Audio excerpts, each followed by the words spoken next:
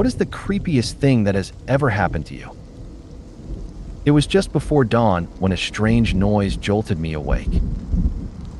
My wife was out of town visiting her mom, so it was only me and the cats in the house. Both of them were on the bed with me, wide-eyed and tense, which didn't exactly calm my nerves.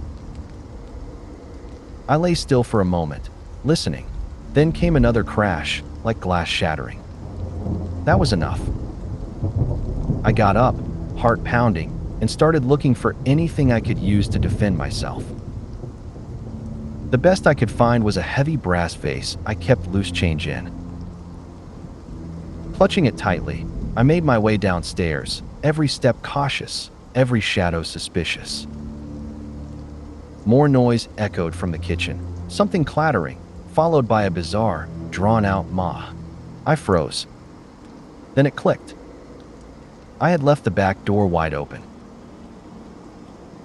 Sure enough, I stepped into the kitchen and found complete chaos. Mess everywhere, a broken shelf, and right in the middle of it all, my goat, casually wreaking havoc. I shouted at him, and as if nothing unusual had happened, he simply turned and wandered back outside, leaving me alone to deal with the disaster. My dog jolted me awake around 3 a.m., growling low and tense. As I came to, I realized someone was at my front door, trying to get in. The sound of a key scraping and fumbling in the lock sent a wave of panic through me. Heart pounding, I crept over and looked through the peephole. There was a guy standing there, repeatedly trying and failing to unlock the door like he belonged there. I called out, "Hey, what are you doing?" As unsettling as it was to wake up to someone attempting to break into my apartment, it was nothing compared to the sheer terror on his side. From his perspective, he was just trying to get into his place, until a voice suddenly shouted at him from inside. He jumped back in shock and fell flat on his back, completely startled. About 6 months ago, I was home alone when someone knocked on my front door. That alone made me uneasy. My door is tucked away on the side of the house, out of sight, so it's not somewhere people just casually stop by. When I opened it, there were 2 men standing there. Big, dressed in black suits, with slick, greasy hair. They had that security look, but something about them felt completely off. As they leaned slightly to look past me into the house, one of them asked, "Do you live here alone?" Every alarm bell in my head went off. I quickly said no, pretending there was someone else in the house with me. Then came more questions. "Does your dog bite? Is your house secure?" They kept glancing around me, trying to see inside. I asked who they were again, but instead of answering, they exchanged a look and said, "We'll come back later. Maybe you'll be more cooperative." They left, but the fear didn't. I was 23 and alone, and even if it doesn't sound terrifying on paper, it shook me badly. I ran over to my neighbor's place, hoping they'd had the same visit. She hadn't, but she told me something that made it worse. She said she'd assumed those men were friends of mine because she'd seen their car parked in my driveway almost every day that week while I was at work. That's when I called the police. I felt a bit ridiculous at first, but I just wanted it on record, just in case something happened to me. They didn't treat it like a small thing at all. A patrol car came out, and later that evening I got a call.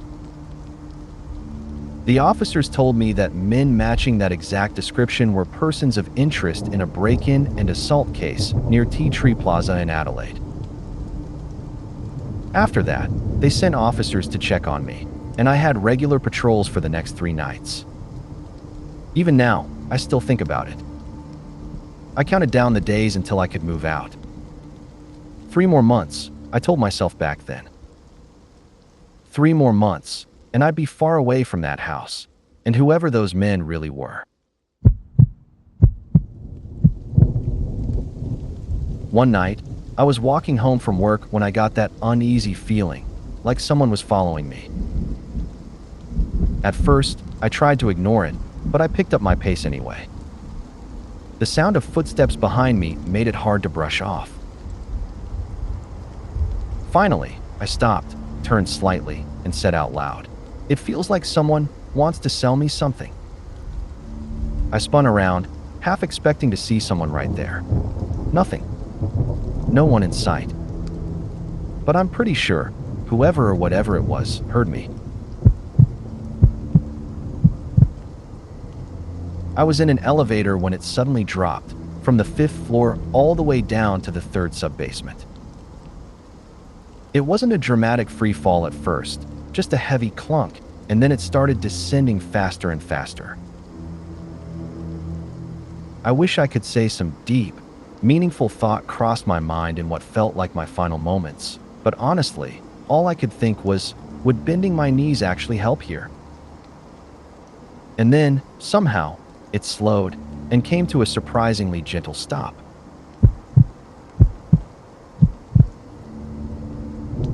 One night, I wandered in from the backyard into the kitchen, looking for something to eat. Being my usual clumsy self, I knocked over a glass. It shattered all over the floor. Out of nowhere, a guy came charging down the stairs, yelling at me to get out. So, naturally, I just went "Ma" at him like any reasonable goat would, and left him a little mess on the floor before heading out. Yesterday at a swap meet, my girlfriend and I were walking around with our 6-month-old daughter. As we passed one of the vendor tables, the guy running it started lingering near us, watching a little too closely.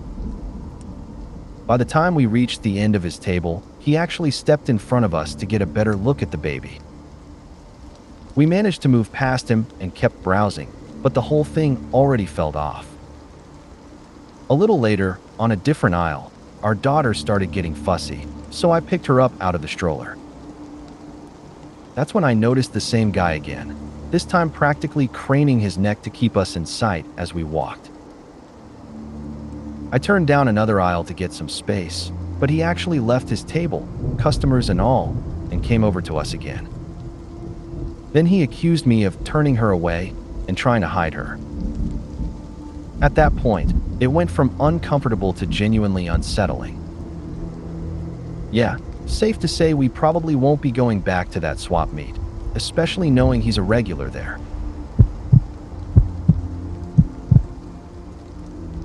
When my boyfriend moved 4 hours away for a new job, I stayed behind in our apartment for my last semester of school, thinking living alone wouldn't be a big deal. That was until my sketchy, alcoholic neighbor on the 1st floor found out I was alone. Suddenly, he was everywhere, following me in and out of the building, constantly knocking on my door, asking me out, and just generally harassing me.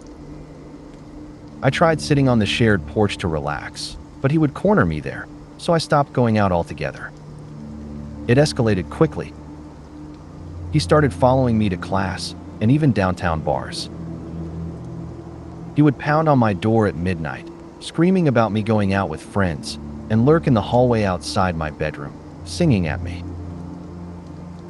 One night, he even confronted me in front of a friend, yelling and trying to grab me by the throat. My friend called the police, but they did nothing, dismissing him as the town drunk who would never hurt anyone. My landlord wasn't available to help until a month later, leaving me to deal with the harassment on my own. When I was 11, I had one of the scariest experiences of my life. My dad and I were walking when a woman, who I later assumed was a drug-addicted prostitute, approached us, trying to sell herself. My dad, who's big into kung fu and karate, calmly told her we weren't interested and we started walking away. But she followed us, so we ducked into a CVS, hoping to lose her. She followed us inside. Finally, when she cornered us in an aisle, my dad spun around and sternly told her to stop. That set her off. She screamed at us, accusing us of all sorts of things. The store went completely silent except for her yelling. Then she tried to strike my dad. He grabbed her arm and flipped her with ease. She was frail, so it wasn't hard, but it was terrifying to witness at that age. That night, after my dad left, I was sleeping in my mom's house when I woke up to a crash. The window at the other end of my room had been shattered by a huge metal ball, like a shot put. No one came through, no one returned later, but waking up in a dark room with a shattered window and a figure in the shadow of the streetlight was absolutely bone-chilling. There was also another weird experience. A phone once rang in a trashed, abandoned house my friend and I were exploring. That house actually belongs to my family in Texas, 150 years old, sitting on some of our property. Back in 4th grade, my friend and I loved exploring it. Broken floors, pianos, old pictures, rose petals, even dead rats. There was a functioning record player, and we once looted old playing cards to play Egyptian War. One day, the old rotary phone on the wall rang while we were inside. I didn't see anyone touch it, and it was the only phone in the house. Looking back, it was probably my older sister playing a prank, but at the time, it freaked us out so much we never went back.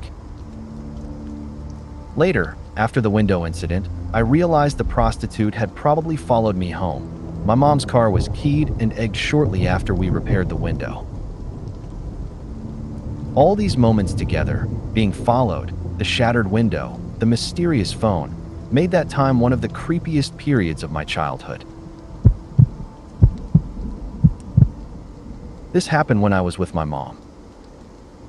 My mom owns several rental properties, and her very first tenant was a nice Puerto Rican man moving into town. Mom and I were setting up the paperwork and preparing the apartment for him. A week went by without hearing from him, and then suddenly he started contacting us, but he never wanted to meet in person. One day, he asked us to stop by the apartment to check on things, which felt really strange. When we arrived, Mom made me stay in the car while she went inside. It was midday, so she felt safe enough to do it. Inside, it became clear that someone had broken in. A few days later, Mom saw our renter's face on the news.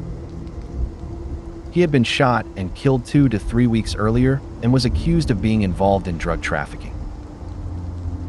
The person who had been contacting Mom about the apartment that week, the one who refused to meet us but insisted we check the place, was not our renter. I posted one of these before, but this just popped into my head. I must have been around 12, old enough to stay home alone when I was sick from school. One day, I was homesick and saw a van pull up in front of the house. A long-bearded, sketchy-looking guy carrying some kind of case got out and started walking up my driveway. I got nervous, but waited for him to ring the doorbell. Instead, he walked around to the back of the house. Panic set in. I could see through the back door onto the porch, and he climbed the steps and walked right in. He went up to the house door, opened his case, and started working on it. Freaked out and imagining the worst, I called my mom, only for her to laugh. She'd forgotten to tell me she had called a repair guy to fix the porch door. When I was really little, I was playing outside at my grandma's house. 2 kids I'd never seen before came up and asked if I wanted to play hide and seek. I said yes, counted to 100, and turned around, but my grandma, mom, and several other family members were right behind me, looking frantic. They told me I'd been missing for hours. Later, I asked about the kids, and no one had ever seen them. I still have no idea what the hell happened. I was staying at the Marriott in Newport in an interior room. These rooms have windows that look down into the hotel atrium, with a narrow walkway running along the outside of each floor. I'd looked out the window a few times that day, and later that night when I went to bed. I pulled the curtains shut, but there was a big gap in the middle. I figured, whatever, it's not like anyone can see in. The next morning, when I went to open the curtains, I saw it. A clear imprint of 2 hands, a nose, and lips pressed into the glass, right where the gap had been. Thinking about it still gives me chills.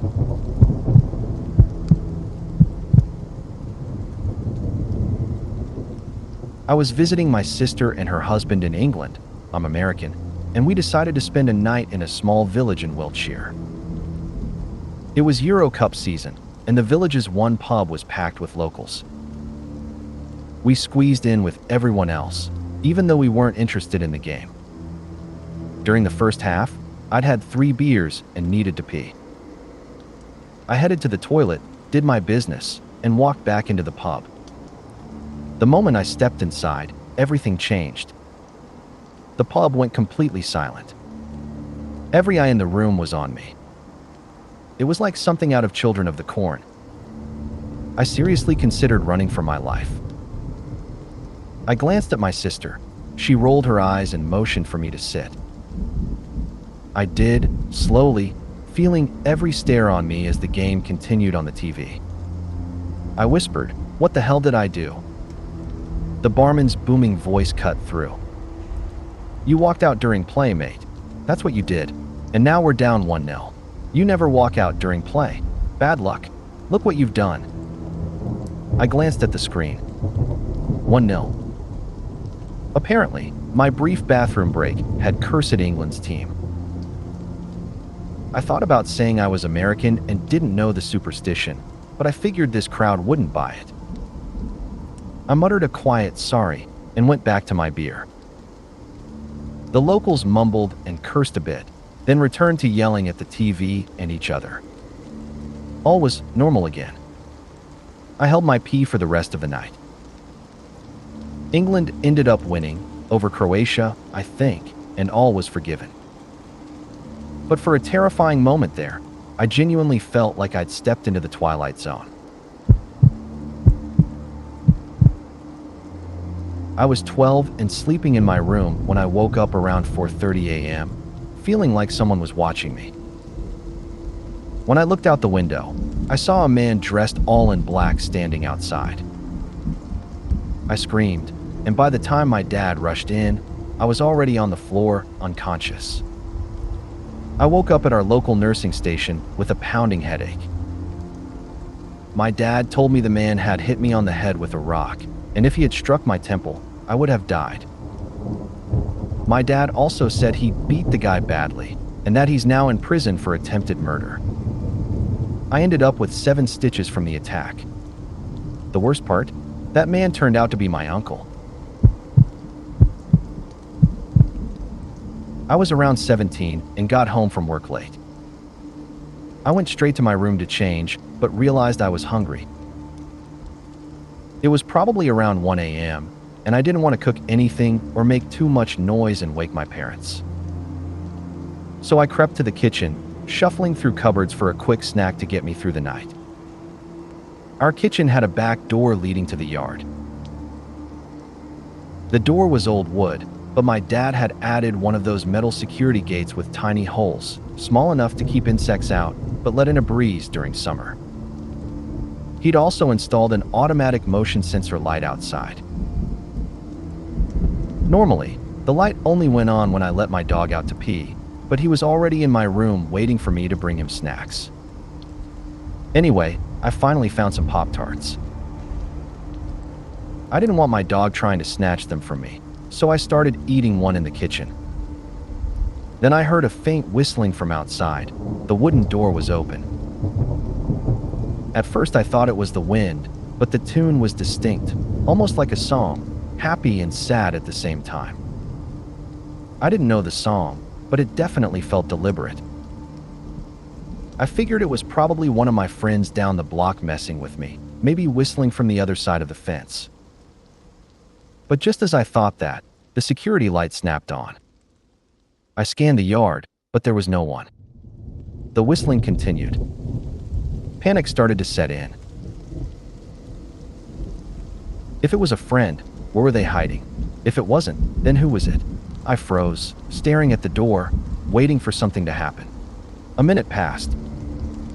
The whistling got louder. Then I saw the doorknob on the metal gate moving up and down. I could see through the gate clearly. There was no one there. But the whistling sounded like it was right outside the door. The knob kept moving, like someone was trying to get in, even though the light made it obvious no one was there. I dropped the Pop-Tart box and bolted back to my room, slammed and locked the door, and hid under the blankets with my baseball bat and dog. I never went to the kitchen at night after that. When I was around 5 or 6, I was at a public farmer's market, one of those places where people sell fresh produce or trade old items. I had wandered away from my mom and found one of those intricate gumball machines that put on a little show when you inserted a quarter. I was completely mesmerized by the display and didn't notice a man approach from behind. Suddenly, he slammed my face into the machine. I spun around, shoved his arm away, and screamed as I ran straight back to my mom. When I glanced back, I saw the man foaming at the mouth and stumbling, using the machine to keep his balance as he fell to the ground. The next thing I remember was seeing an ambulance arrive as we drove away. I never really found out what happened to him, but I hope he was okay, despite the fact that the whole incident left me pretty traumatized. My friend Chris and I decided to go on a night hike at Sanderson Brook Falls, a steep trail in the Berkshires of western Massachusetts. The drive there takes nearly an hour along US Route 20, also called the Jacob's Ladder Trail, winding through mountains, hills, rivers, and small towns like Westfield, Russell, Huntington, Chester, and past Chester State Forest all the way toward Beckett and Lee. As usual, Chris missed the turn onto the narrow, overgrown dirt road that led a quarter mile into the trees and down into a small grassy clearing where we parked. There was a bigger parking area closer to the road, but it was visible from the street. This little clearing was hidden, which meant no risk of cops ticketing us for being in the park after dark. Chris reversed the BMW into the dirt road and parked. I noticed 2 cars in the roadside parking area and mentioned it. Then I realized we hadn't brought a flashlight like we usually did, so Chris pulled out the tiny one from the glove box. It was bright enough to navigate if we hit a darker patch, though the full moon already lit the path fairly well. I threw on my jacket against the crisp autumn air, and we started our hike. We walked up the wide path, chatting about work, movies, books, whatever came to mind. The first quarter mile was uneventful, but then things started to feel strange. Up ahead, 4 people were walking toward us. Moonlight illuminated their movements in patches, and I noticed it was 3 men and 1 woman. Odd, I thought. Why would 4 people need 2 cars to get out here? They didn't seem local. Their Volkswagens and preppy clothing gave that away. The girl wore a pea coat, the men gray and black jackets. I assumed they were college students here to hang out around a campfire, though they carried no coolers or gear. I nodded to them, and one of the men nodded back, but his expression was strange, curious in a way that felt unsettling. No words were exchanged. Once they passed, I checked my watch, 10:30 p.m., an odd time to be done partying on a Saturday night. Chris shrugged it off. They were probably just here for the hike like us. We passed another group of 3 a little further up. I figured they were connected to the other group or stragglers from the same gathering. They were all guys, dressed in dark, unremarkable clothing. One asked us the time. I told him without stopping. They thanked us and disappeared into the darkness. At this point, it still might not seem strange, but what happened next changed that. About a quarter-mile later, after crossing the first of two small iron bridges that spanned 10-foot drops with fast-running streams below, we encountered a massive crowd. It took me a moment to realize there were close to 50 people coming toward us. Everyone was dressed the same way as the previous groups: dark pea coats, leather jackets, waistcoats, scarves. They all seemed to be in their early 20s. There were no coolers, no signs of a party, nothing. As we passed, one of the women spoke to Chris in a dreamlike voice, "You're going the wrong way," and continued walking.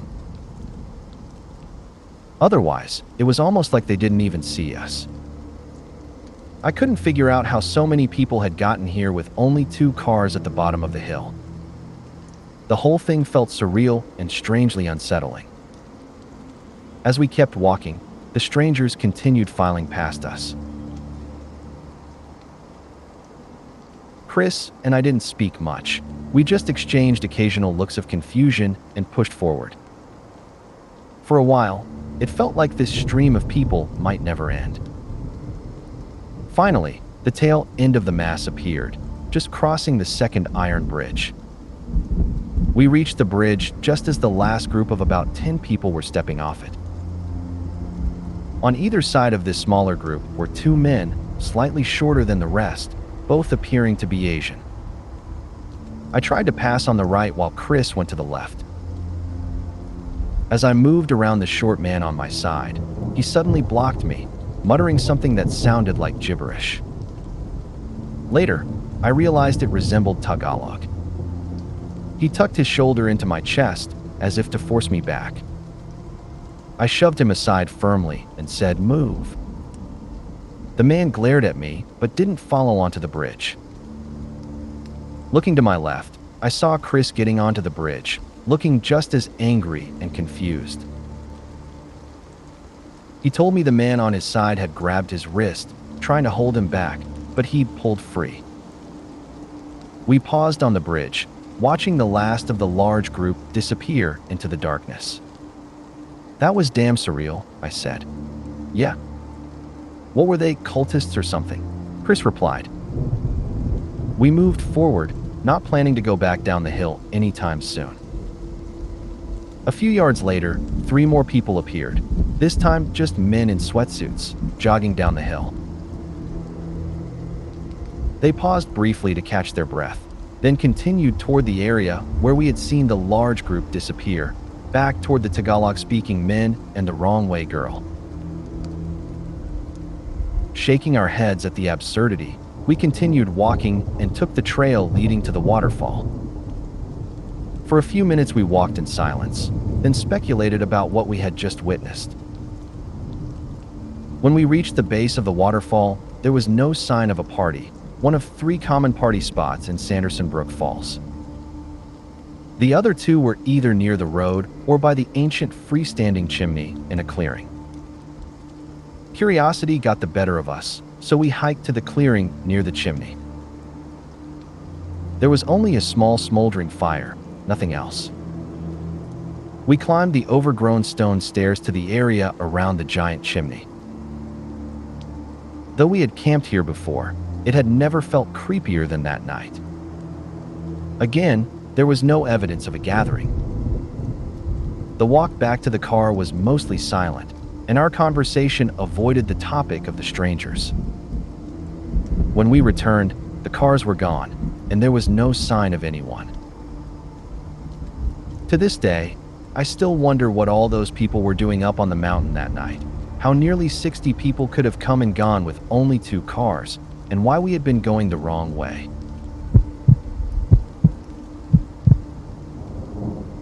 I was on the subway when I noticed a girl sitting behind me, rambling on about some dull, meaningless stuff. Yeah, my day was just bleg. Yeah, well. Then things got weird. She suddenly started describing me out loud, as if talking to someone on the phone. Yeah, he's sitting in front of me. He's cutish. Haha. Oh, he's turning around. I looked at her and realized she didn't have a phone. No earbuds, no headset. She was talking to herself. Then she locked eyes with me and said, "He's looking at me now. Yeah, he's cute. But I bet he doesn't like me. I wonder if he'll talk to me." I got off at the next stop and spent the 10-minute wait trying desperately to keep my poop from escaping my backside. Someday I might write this whole thing down properly. It's like a real-life ghost story. When I was 16, I chaperoned a Girl Scout camping trip for kids aged 5 to 9. I was responsible for a cabin with 6 kids at night and helped out during the day. Night 1, one of my kids had a developmental issue and started sleepwalking. I woke to see her leaving the cabin and ran after her, thinking she was headed to the latrine. Out in the dark, barefoot, trying to coax her back inside, I heard something big moving in the woods. I grabbed her, and she screamed like an infant and went stiff. I carried her back to the cabin, and by the time we got inside, all the other kids were awake. I didn't sleep the rest of the night. Day 2, the sleepwalker was moved to another cabin. That afternoon, while walking the kids back from the latrine, she and another child sneaked off. After a 15-minute search, we found them. Back at camp, the kids started spinning stories about a creature called kitty cow living in the woods. Night 2, it had gotten cold, and I got up to close the windows and shutters. That's when I saw a light in the woods, like someone carrying a lantern. It moved to a point in the trees, then stopped. I froze in the dark, watching it. Suddenly, it shifted closer, moving along the side of the cabin toward the kids' bunk beds. I quietly closed the window and shutters. The light lingered outside for a long time before disappearing. Day 3, I told the other adults about the light. They dismissed it as probably a ranger checking the campsite.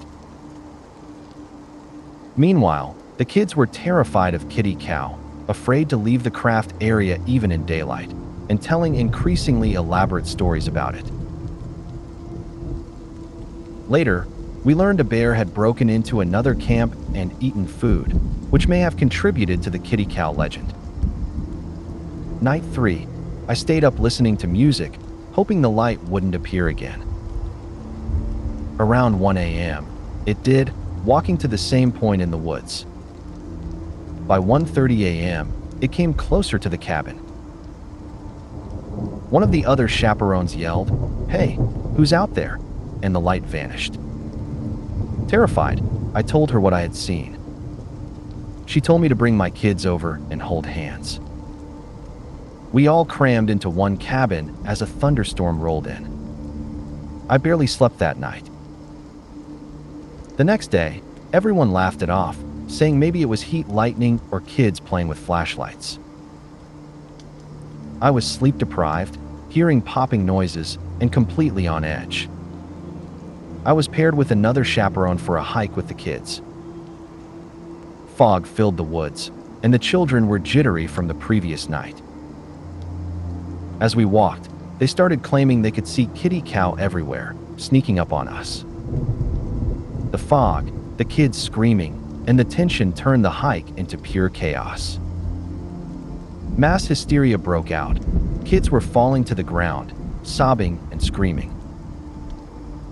The other chaperone panicked and left, running back to camp, leaving me to coax, pull, and carry the terrified children out of the mist. I have never experienced anything as terrifying as that afternoon in the woods. Nothing physical happened, yet the memory has haunted my dreams ever since. While on holiday in France, we stayed in a really old cottage. The moment I stepped into my bedroom, I got this eerie feeling like someone was watching me.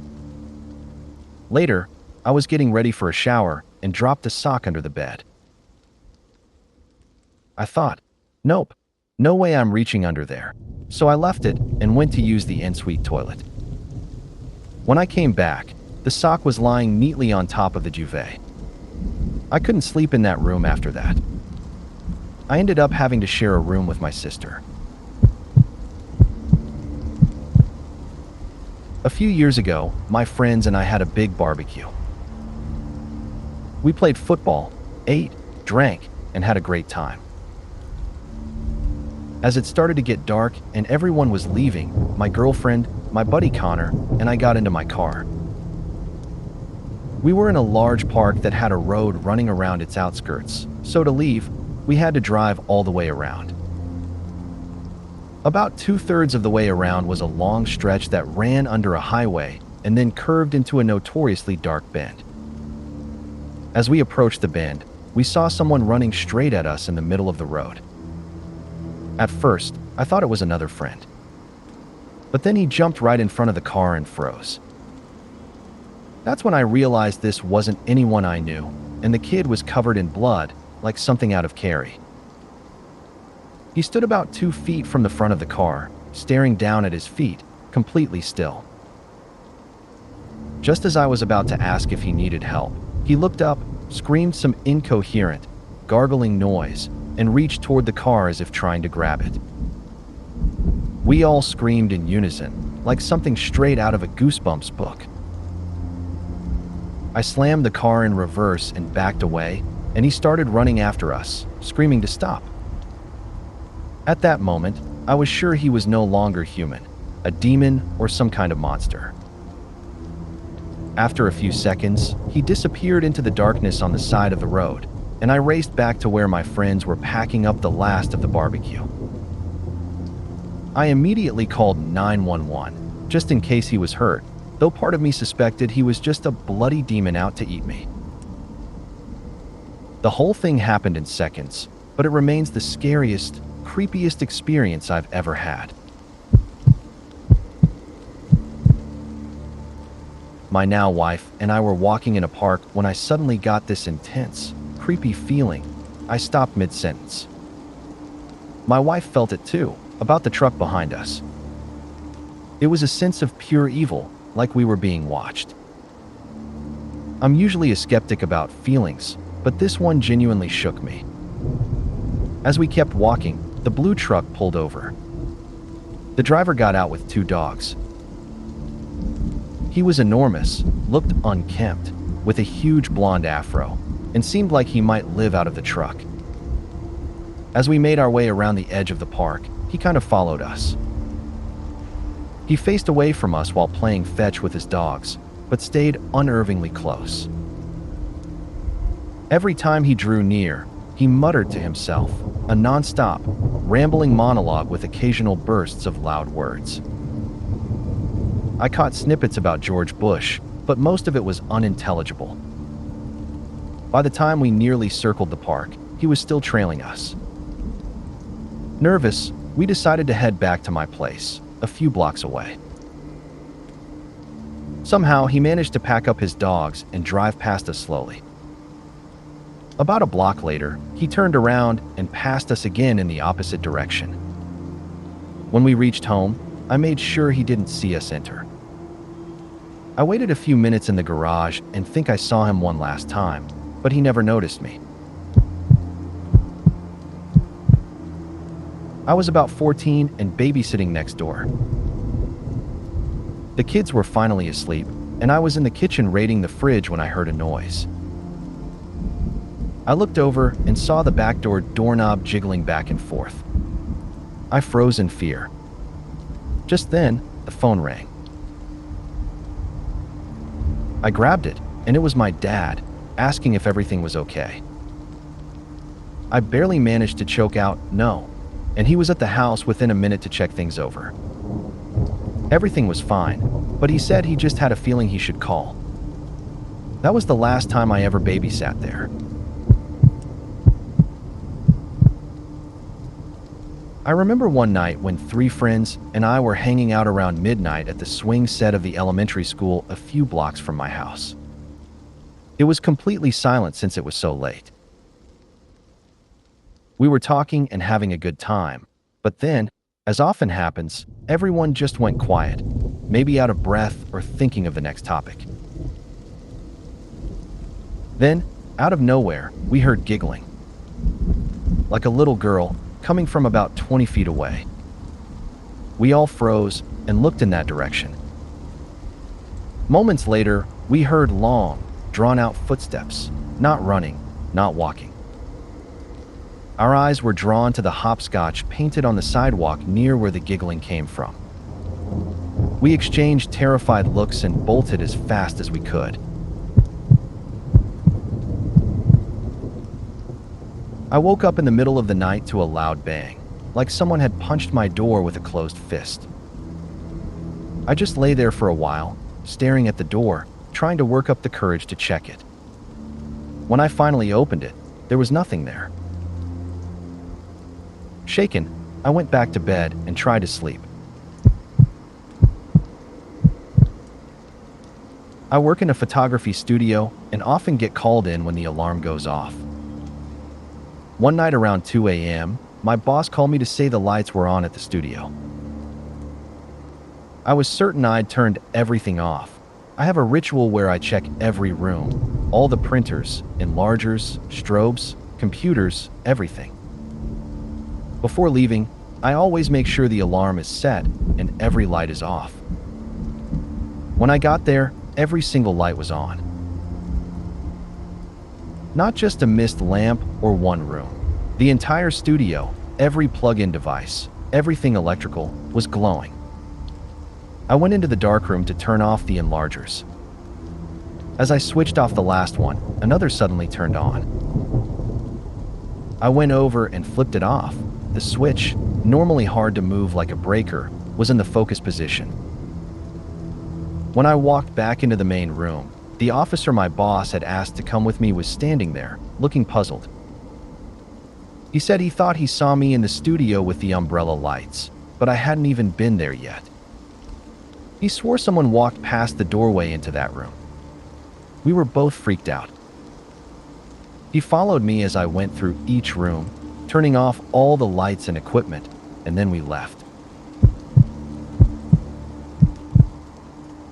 When I was 9, my dad moved into a new house with a couple of really nice guys. At first, everything seemed normal, but after a few weeks, my little brother and I started feeling really creeped out whenever our dad and his roommates weren't around. One night, my little brother told me his closet door had opened by itself. I figured he was just imagining things. He was only 5, and tried to shake off the weird feeling myself. We never mentioned it to our dad.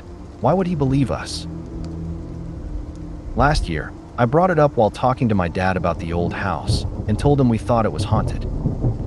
He laughed awkwardly. Then I told him about my brother's closet door. Dad said, "Yeah, that happened to me too." I was also pushed down the basement stairs, and one morning I found all the kitchen knives stuck in the ceiling.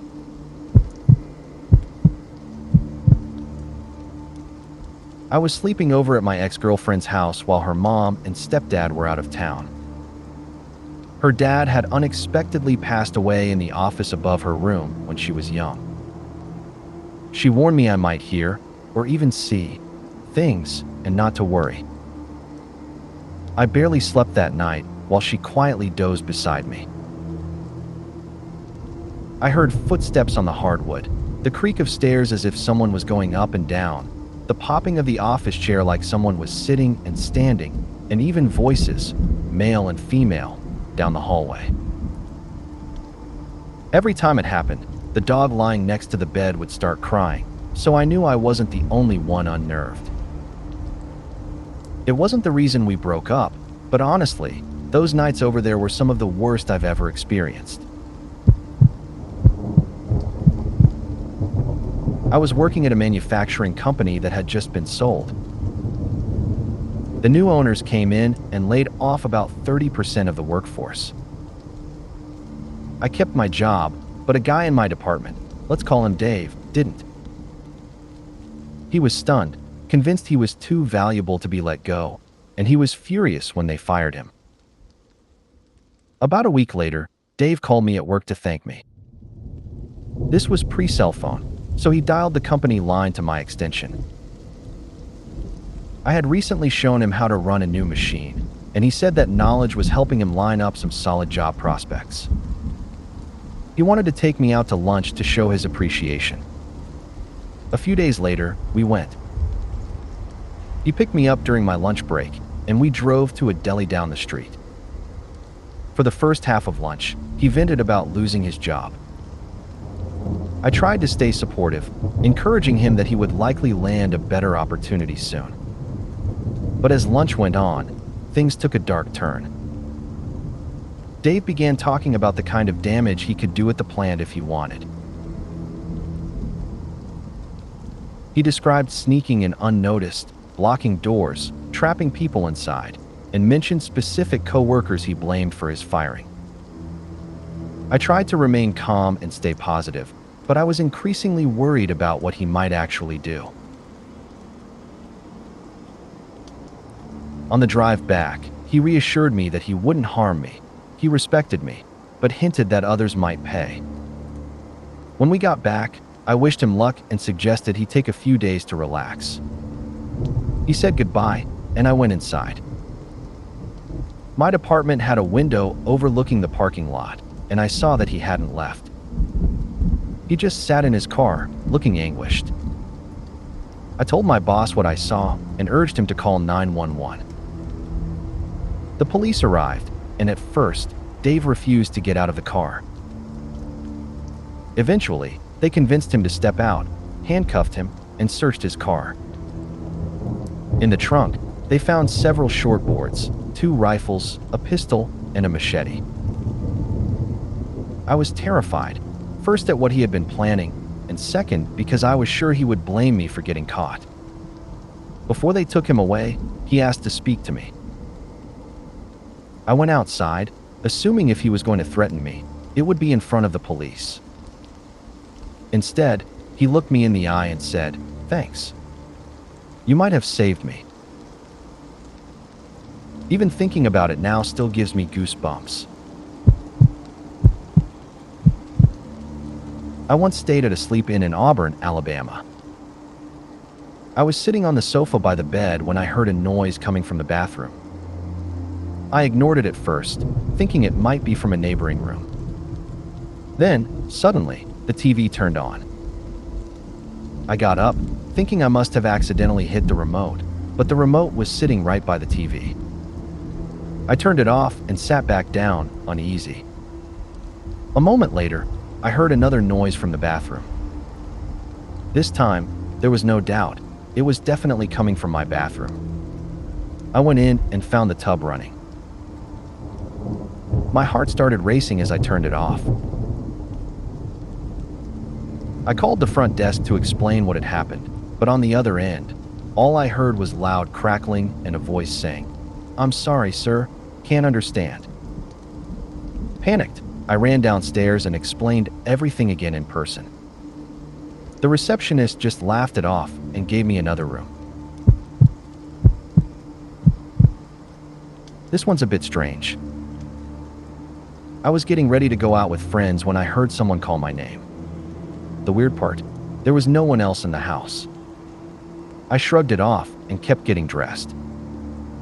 Later, I went to get a drink of water and set my glass on the table. No coaster, so condensation was dripping down. Then, I heard my name called again, and a glass fell. I thought I just set it too close to the edge, no big deal. When I bent down to pick it up, I noticed a trail of water stretching across the table. The glass had slid all the way across on its own and fallen off the other side. I grabbed my bag and noped out of there, leaving half my makeup undone.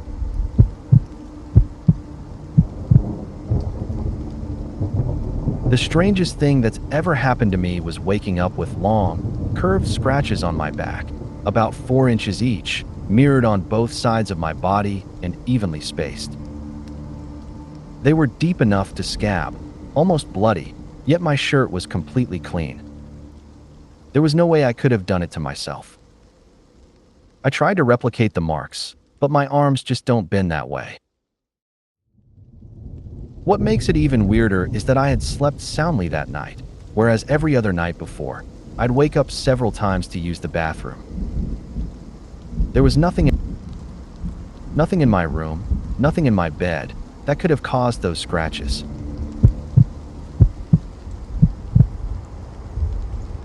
When my daughter and I were living in New Hampshire, we rented a small apartment in a house that had been divided into separate units. Our place was up in the attic. One day, my daughter, she was about 3 at the time, came to the kitchen while I was making dinner, asking for a snack. I handed her a few pieces of the carrot I was chopping. She happily ran back to her bedroom next to the kitchen. I heard her giggle and call out something, and then she returned, asking for more carrots. I told her dinner would be ready soon and didn't want her to spoil her appetite. She insisted the carrots weren't for her. Playing along, I asked, "Oh, who are they for then?" She looked at me, confused, and said, "The man." Still thinking we were joking, I asked, "What man?" She smiled and replied, "The man that used to live in my room until the bad people came. You can say hi, he's standing right behind you." We moved out a month later. Over the next few weeks, my daughter began telling me stories about this man, whom she called Poo-Poo Joe. Following my sister's advice, she has a master's in child psychology. I listened and encouraged her imagination, thinking it was normal for a child to create a detailed imaginary friend. During this time, I was emotionally stressed and having trouble sleeping. One night, after a particularly intense nightmare, I sat up in bed and thought I saw the outline of a man in the corner of my room. I jumped up and flicked on the light. Nothing was there. I chalked it up to the lingering effects of the nightmare. Just a couple of days later, while getting my daughter ready for daycare, she suddenly asked, "Mommy, why are you sad?" I told her I wasn't, and she paused before saying, "Poo-Poo Joe says you don't sleep at night because you're sad." I tried to dismiss it, but then she looked me directly in the eyes and said, "No, I know, because Poo-Poo Joe was in your room the other night, and he said you have bad dreams because you're sad." That was the final straw. I gave my notice that day and moved out 2 weeks later. When I was about 17, I was hanging out at my friend's apartment building. His parents owned the place. They let us use one of the empty apartments on the top floor as a hangout, and we had easy access to the roof, which was where we'd go to smoke. One night, we were about to head up to the roof, but I needed to use the bathroom first, so I told my friend I'd meet him up there. After finishing, I went up the stairs to the attic portion that led to the roof. There were no lights, so we always used our phones to guide us. The attic was old, creepy, and cluttered with furniture and clothing from one of the stores his parents used to run. As I made my way to the roof door, I saw a shadow pass by me. Thinking it was my friend, I followed its direction, calling out and saying I knew it was him and to stop playing around. The shadow passed me several more times, moving through the cluttered attic. Then I heard my friend's voice calling from downstairs. He'd gotten a call from his girlfriend and had been in another room talking to her the entire time. I have no idea what that shadow figure was, and I still refused to go back up to the roof at night after that.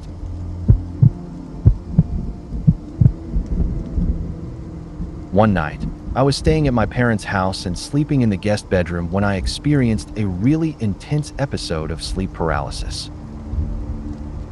If you've ever had it, you know the feeling, like something is right there, hovering next to your face.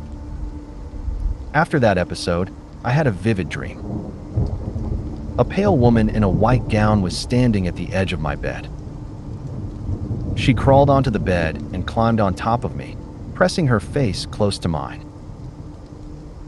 Then she grabbed my iPhone on the nightstand and, like some twisted version of a selfie, took a picture of the two of us, my sleeping face beneath hers. When I woke up, I checked my phone, and of course, there were no new pictures. Weird dream, but life went on. About a month later, I was working in Texas and staying in a cheap motel with a friend. That night, I couldn't sleep at all. It was terrifying. Around 3 or 4 a.m., I finally Googled my symptoms and learned for the first time about sleep paralysis. Reading the descriptions was a relief. I wasn't the only one experiencing these episodes. Then I saw images of the old hag. My lip trembled when I saw a pale woman in a white gown pressed on top of someone. It was the same figure from my dream at my parents' house. I had never seen that image before, and the similarity was terrifying. I haven't seen her since, but that experience definitely gave me a reason to study sleep paralysis more seriously. Last year, my 8-year-old daughter and I went to Six Flags over Texas. I finally convinced her to ride the Texas giant roller coaster. We waited in line forever, chatting with some of the people around us. By the time we got on the ride, everything seemed fine. My daughter, who had been nervous at first, was having a blast. But when the train pulled back into the station, chaos erupted. People were running around, pointing, panicked. A teenage ride worker came over and asked if we had seen someone on the tracks. At first, I assumed maybe someone had gotten past the security gates. Then we heard the sirens. We were stuck on the tracks for about 30 minutes while police and firefighters combed the area beneath the ride.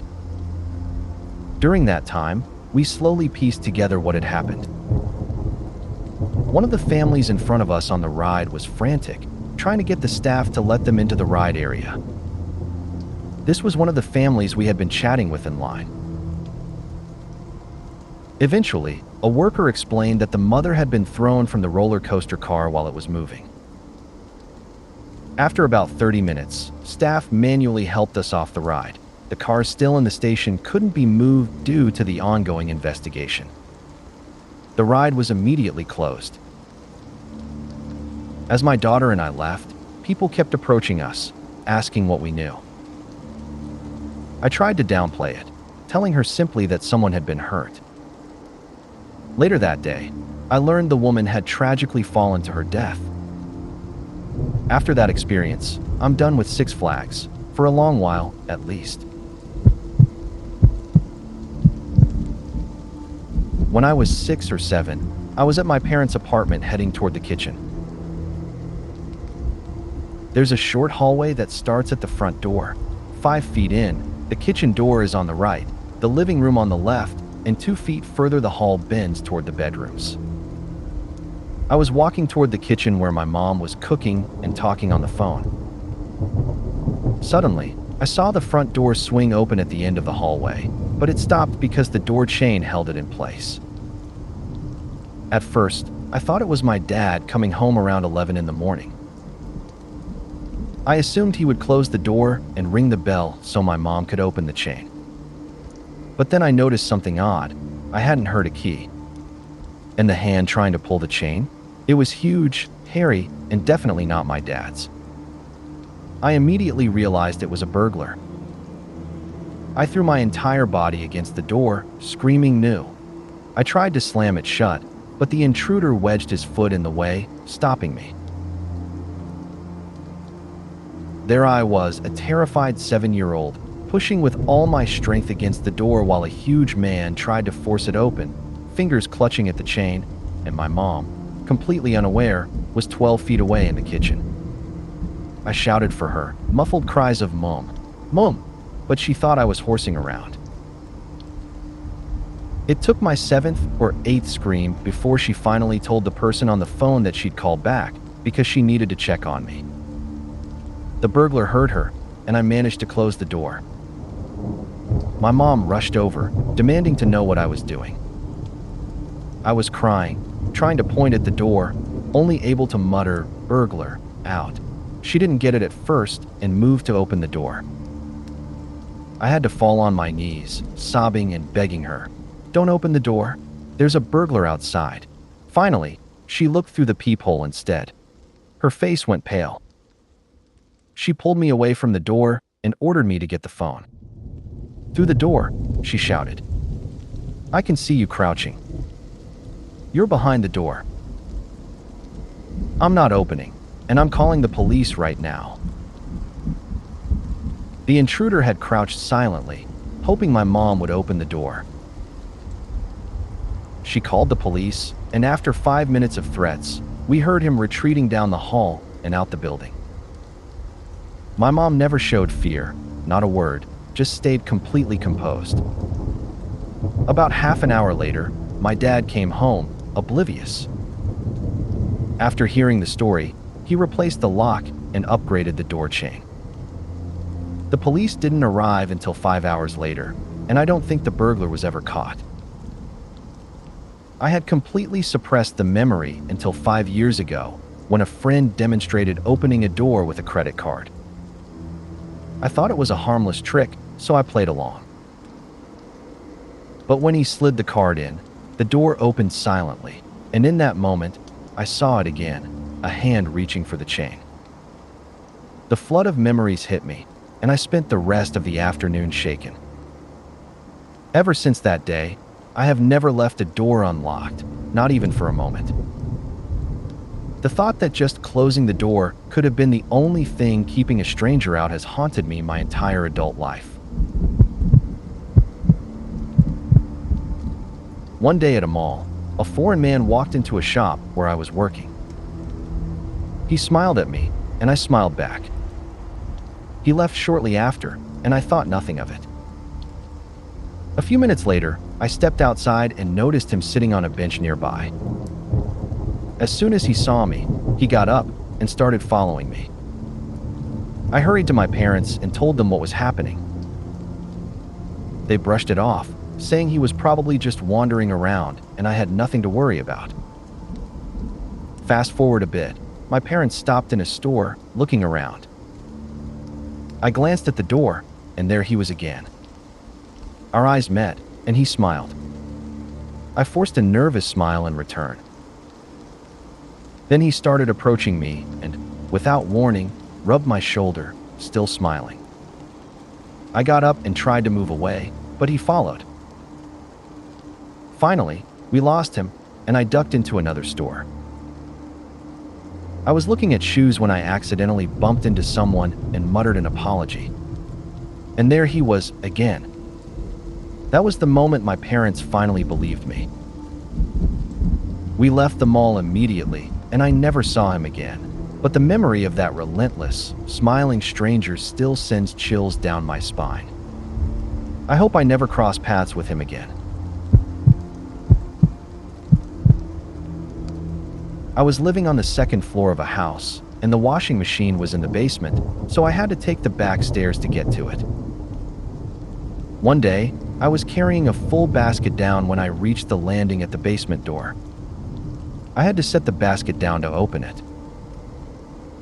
As I did, I heard a sound I'll never forget, the unmistakable slap of pant cuffs against steps, like baggy jeans walking down the stairs. It was sharp, distinct. I knew I was alone, but my eyes darted to the corner where someone would have to turn if they were coming down. The sound kept going. Maybe it was my cat. I couldn't see anything. Shrugging it off as a fluke, I picked up the basket, and suddenly, I got hit with the most intense vertigo I've ever experienced. My vision flipped completely upside down, and I fell against the wall. Maybe the sounds and the vertigo weren't connected. Maybe it was just a weird brain glitch. But to this day, thinking about that basement staircase still gives me chills. Maybe it's not the scariest thing ever, but it's definitely the most unexplainable. My girlfriend and I went on a weekend getaway, renting a secluded Airbnb cabin perched atop a hill in the forest. It was charming and quiet, the perfect escape. We like to cook together, so we brought groceries with us. My girlfriend loves sweets, so we picked up a few bags of candy sold by weight, one with caramels another with chocolate-covered cherries. That first night, we made a big dinner and snacked on the caramels while cooking. When it came to dessert, we considered opening the bag of cherries, still twist-tied and untouched. They looked perfect in their neat rows behind the crinkly plastic. But we were lazy, stuck with the caramels, and went to bed with sticky fingers. The next morning, the bag of cherries was sitting exactly where we'd left it, on the counter, but completely empty. The little gold twist tie lay next to it, untwisted. The bag itself was perfectly intact, no wrinkles or spills. Not a single cherry was anywhere to be found. We spent hours convincing each other that neither of us had eaten them, that this wasn't a prank. We ruled out animals. Anything dexterous enough to get into the bag would have left a trace. Our only theory that makes sense, and still gives me chills, maybe someone had been living in the basement of the cabin, watching and listening the entire time.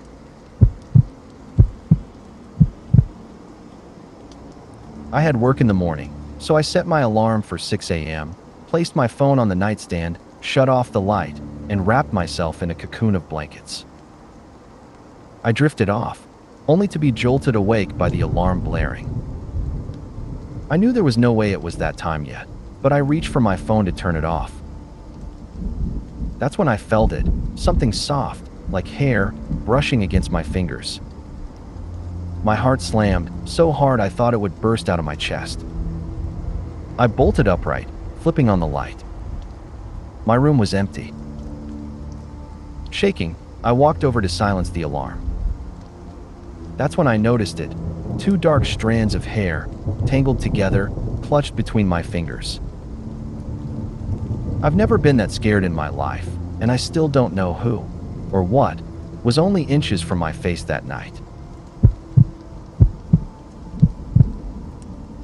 Back in high school, I stopped at a drive-through car wash one night. I pulled in, and as the brushes started spinning, something in my side mirror caught my eye. Squinting, I realized it was a guy, dressed all in black, moving back and forth behind the rotating scrubbers, and, he was doing something extremely inappropriate. I froze, unsure what to do. If I tried to back out, I risked wrecking my car. So I started honking like crazy. That was enough. The guy scattered into the night. I went inside to tell the attendant, but she barely batted an eye. Needless to say, I never went back to that car wash again. Maybe not the absolute creepiest, but definitely unsettling. A good friend and I decided to go on a beer-fueled full moon hike to a peak in the Santa Monica Mountains. We'd scouted the spot earlier in the week and knew there was a wooden statue of a Native American woman there. We thought it would be fun, kind of creepy, with amazing night views. We hiked up with backpacks full of beer, and I had a pocket full of small change I planned to leave as an offering to the statue. No real reason why. The spot was perfect, eerie, quiet, and exactly what we were hoping for. My friend started taking pictures with her phone, first the view, then me acting a fool, and finally tried to photograph the statue itself. After a few attempts, her camera stopped working. "Weird. I can't take a picture of her," she said. I joked, "Maybe she doesn't want you to." Shrugging it off, we finished our hike, had a great night, and got home safely. A couple nights later, we were hanging out with friends, reminiscing about the hike and flipping through the photos. That's when we noticed something strange. Not only had my friend's phone actually captured the statue, but in every shot, there was a glowing, amorphous shape hovering in front of it. 3 separate photos, all with the same unsettling figure. Turns out, the previous owner of the land is buried illegally just 20 feet from the statue. I still haven't forgotten that glow, and I'll try to dig up the pictures someday. I was working the night shift at a retail store in downtown San Francisco, right where the cable cars turn on Powell Street. Around midnight, I went out to grab some food for my lunch break. As I walked back to the store, a man, clearly homeless, approached me asking for change. My pockets were full, but I hesitated. I didn't want to hand it over thinking he'd just spend it on drugs or alcohol. Then he said something strange. "How about I show you a card trick? Just think of a card in your head. Don't even pick one." I kept walking, playing along. At first I thought of the ace of spades, but then I worried it was too obvious, so I changed it to the queen of hearts. Before I could react, the man shouted, "You were thinking of the ace of spades and now changed to the queen of hearts." I froze. My heart was pounding. Without thinking, I emptied all the change from my pockets into his hands. Then he did something even weirder. He started naming off details about me, my tattoos, where I was from, little facts no one could have known. His last words were soft but chilling. "And your mother is healthy and happy. She's very proud of you." Then he just walked away. I ran back to the store in disbelief, my mind racing. To this day, I have no idea how any of that was possible. I never saw him again, but that night made me realize there's probably a lot more to this life than we understand. When I was little, we'd occasionally visit my brother's dad's place. One of the neighbors had a house we somehow ended up in, and they had 2 Dobermans that hated me. The moment they saw me, they'd charge, and my mom always had to scoop me up while the neighbor put them away. One day, I was there with a friend. We were exploring and stumbled across the neighbor's cellar, one of those old outdoor ones with steps leading down. It was musty, filled with scattered junk, the kind of place that smelled like decades of dust and damp wood. We were peeking around when we heard the neighbor laughing above us. Looking up the stairs, we saw one of the Dobermans, backlit by the doorway's light and the shadow of the neighbor, just before the door slammed shut. Suddenly, the cellar went almost completely dark, the only light trickling through the cracks. And there we were, trapped in the dark with that thing. My eyes adjusted, and I could see it moving down the stairs toward us. My friend and I backed up until we were huddled together on top of a pile of trash in the center of the room. In a moment of foolish hope, I reached a hand out to it. It snapped. I yanked my fingers back as it growled, low and menacing. All we could do was stay still, clinging to each other, as the dogs circled in the darkness. Every second felt like forever. Then, finally, my mom burst the door open, rushing down to get us. I remember the chaos as we scrambled out, the yelling, the scolding, the adrenaline, but mostly, I just remember the relief of getting out alive and the dark memory of those glowing eyes in the cellar. Back in grade school, I was at a sleepover at my friend's house. Around 1 a.m., we were deep into video games when we suddenly heard a knock at his bedroom window. My friend swore he saw a hand tapping on the glass. We freaked out, bolted from the room, and woke his grandparents in the process. With his grandma leading the way, his grandpa was too frail to chase anyone. We, 3 kids in tow, searched the yard for whoever had been at the window. But there was nothing there. Shaken, we went back inside, too scared to return to that bedroom or try to sleep. After a while, his grandma admitted she had been the one knocking, just messing with us for fun. We all laughed in relief, including me. But even now, I can't shake the memory of her sitting there, staring out that same window for an hour after we'd gone to bed. I was a kid, home alone for the weekend. We didn't even have pets, so the house felt extra empty. That night was pitch black. No moon, no light, just darkness. I was lying in bed when I heard a faint noise. I told myself it was nothing, just my imagination, and stayed perfectly still, listening. Then it came again, soft but unmistakable. Something shifting on the floor. It sounded like my Legos being nudged around. My heart started racing. Something was in my room. I didn't move. I barely even breathed. Then I heard another sound, papers rustling near the side of my bed.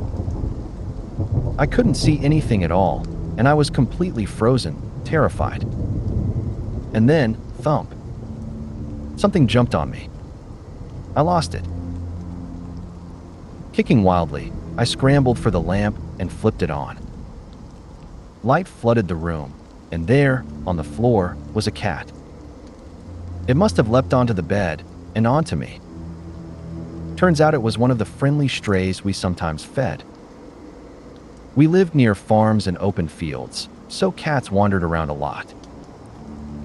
I'd forgotten to close the patio door, and somehow it had pushed through the screen to get inside. Either that, or there really was something else in the room, and the cat showed up just in time to scare it away.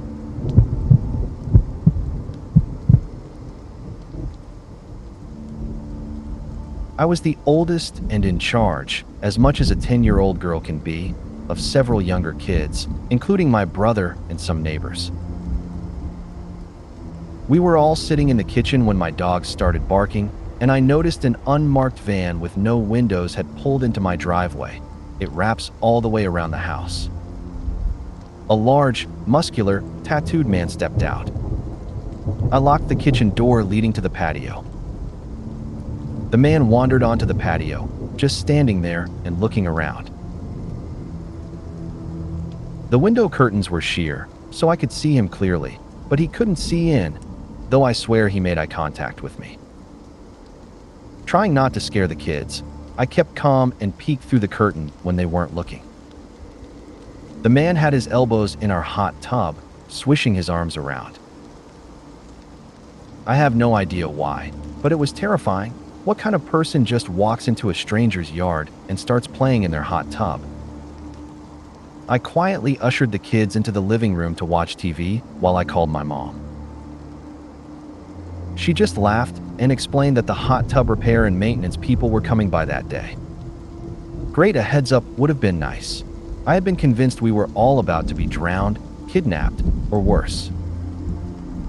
And seriously, that hot tub company needs to at least mark their vans or give their workers uniforms.